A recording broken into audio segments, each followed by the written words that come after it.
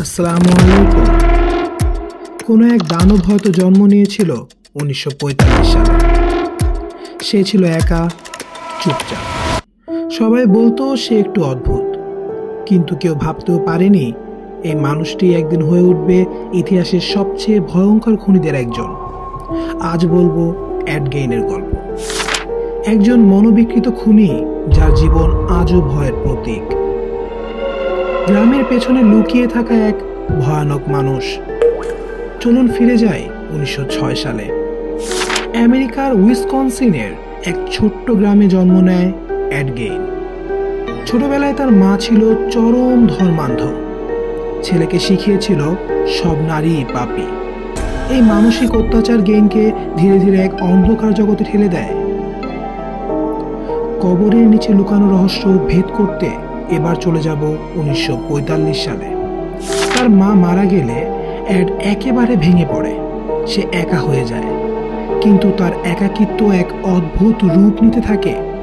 সে রাতের আধারে কবর খুঁড়ে মৃতদেহ ঘরে এনে রাখত। শুধু তাই নয়, মৃতদেহের চামড়া দিয়ে বানিয়েছিল মাস্ক, চেয়ার কভার, এমনকি জামা। শেষ খুন কিভাবে করলো? এবার কি এড ধরা পড়বে? এবার কি হবে সমাপ্তি? কি হয়েছিল 1957 সালে? একজন মহিলা হঠাৎ নিখোঁজ হয়ে যায়। তার দোকানে রক্তের ছোপ আর এড গেইনের রসিদের খোঁজ মিলে যায় পুলিশদের।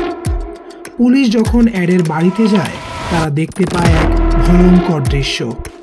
মৃতদেহের অংশ দিয়ে বানানো আসবাব, মৃতদেহের অংশ দিয়ে বানানো পাত্র, মৃতদেহের অংশ দিয়ে বানানো মুখোশ। জানেন মনোবিজ্ঞানীরা কি বলেছে?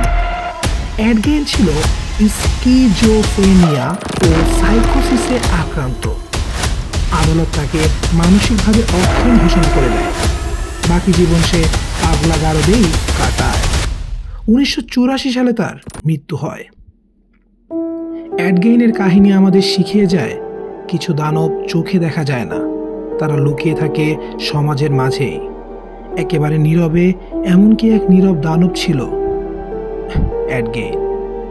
সাবস্ক্রাইব করুন, ভয়কে জানুন।